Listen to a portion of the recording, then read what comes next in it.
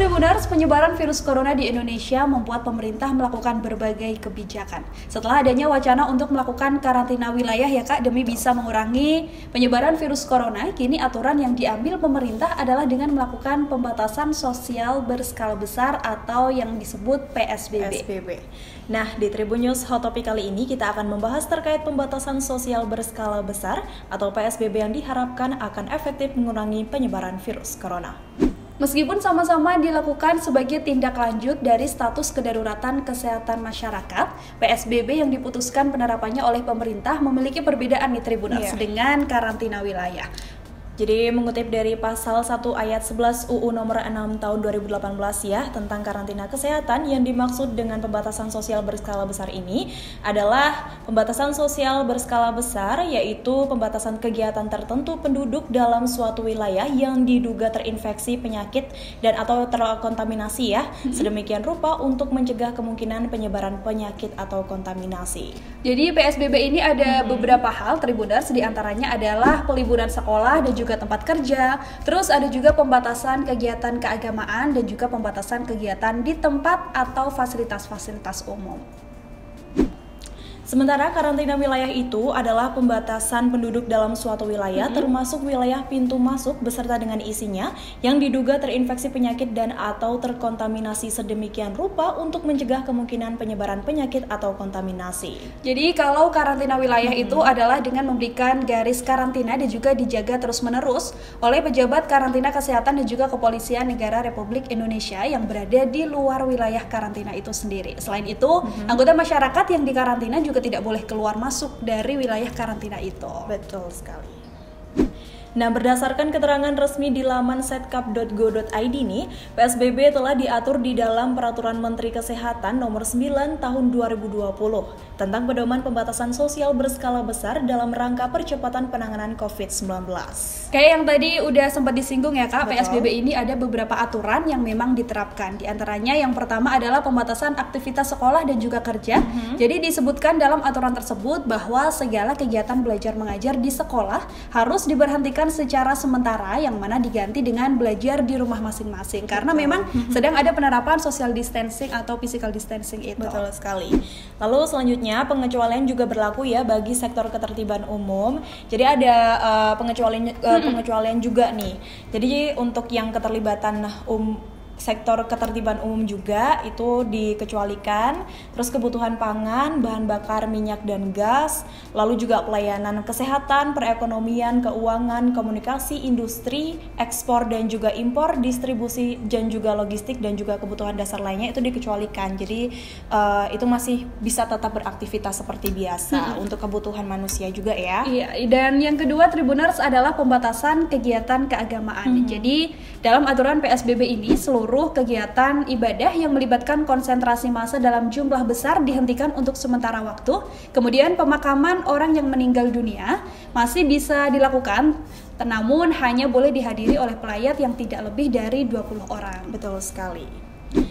Selanjutnya Tribuners yaitu adalah pembatasan kegiatan di tempat umum. Jadi aktivitas yang menggunakan fasilitas umum dan juga tempat umum juga ditiadakan sementara, kecuali supermarket, minimarket, pasar, toko, tempat penjualan obat-obatan dan juga peralatan medis serta kebutuhan pokok. Pengecualian itu pun juga diberlakukan ya pada fasilitas pelayanan kesehatan. Selanjutnya Tribuners adalah terkait pembatasan kegiatan sosial dan juga budaya. Seluruh kegiatan dalam lingkup sosial dan budaya akan dibatasi sesuai dengan pedoman dan juga pandangan lembaga adat resmi yang diakui pemerintah dan juga peraturan perundang-undangan. Dalam hal ini, pembatasan juga berlaku untuk perkumpulan atau pertemuan politik, olahraga, hiburan, akademik dan juga budaya. Lalu selanjutnya ada pembatasan moda transportasi. Jadi penggunaan transportasi umum pun kini juga dibatasi dengan memperhatikan aspek jumlah penumpang dan menjaga jarak antara penumpang baik di kendaraan umum maupun pribadi. Namun moda transportasi barang juga tetap diperbolehkan beroperasi dengan memperhatikan pemenuhan kebutuhan dasar masyarakat. Selanjutnya yaitu terkait pembatasan kegiatan lain, khususnya terkait aspek pertahanan dan juga keamanan. Pembatasan dikecualikan Tribuners untuk kegiatan aspek pertahanan dan keamanan dalam rangka menegakkan kedaulatan negara dan juga mempertahankan keutuhan wilayah.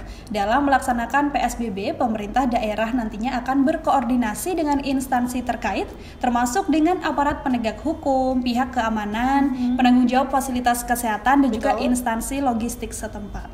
Jadi meskipun ada pembatasan-pembatasan, tapi tidak semua hal dibatasi gitu ya, Kak. Dan ini sangat berbeda dengan karantina wilayah. Kalau karantina wilayah bahkan tidak ada yang diperbolehkan untuk keluar masuk wilayah itu yang sudah dikarantina. Namun aturan PSBB ini lebih fleksibel, hanya saja menurut aturan-aturan yang memang sudah diberlakukan pemerintah tadi. Betul sekali. Tidak sembarangan Tribuners, aturan PSBB untuk sebuah daerah ya juga harus memenuhi kriteria yang diberlakukan oleh pemerintah. Jadi yang pertama, jumlah kasus dan atau jumlah kematian akibat penyakit meningkat dan juga menyebar secara signifikan dan cepat ke beberapa wilayah. Sementara kriteria yang kedua Tribuners, terdapat ikatan epidemiologis dengan kejadian serupa di wilayah atau negara lain. Sebelum suatu daerah ditetapkan sebagai PSBB juga harus didukung dengan data dan juga bukti epidemiologis yang cukup. Selain itu, Tribuners, daerah juga perlu menginformasikan kesiapan masing-masing meliputi aspek ketersediaan kebutuhan hidup dasar masyarakat, sarana dan prasarana kesehatan, anggaran dan operasionalisasi jaring pengamanan sosial, serta aspek keamanan.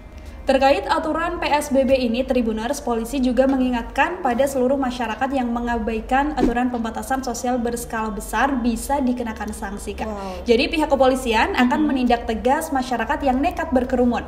Namun polisi masih tetap mengedepankan upaya persuasif terlebih dahulu untuk mengimbau masyarakat yang berkerumun tersebut. Iya, jadi apabila masyarakat tetap nekat berkerumun nih dan juga melanggar aturan pemerintah, maka polisi juga akan dapat menindak mereka dengan aturan hukum yang berlaku. Jadi para pelanggar dapat dijerat pasal 93 Undang-Undang Nomor 6 Tahun 2018 tentang karantina kesehatan dan juga pasal 212 KUHP, 216 KUHP dan juga 218 KUHP. Dalam pasal tersebut, Tribuners, seseorang yang melakukan kegiatan berkerumun bisa dipidana dengan denda penjara paling lama 1 tahun dan juga pidana denda paling banyak 100 juta rupiah. Jadi menurut Presiden Joko Widodo, Kak, penegakan hukum bagi mereka yang melanggar aturan perlu dilakukan agar PSBB ini dapat berlaku secara efektif dan juga berhasil melakukan tujuannya, yakni mencegah penyebaran virus corona. Jadi memang ini semua demi kebaikan masyarakatnya ya, betul sekali.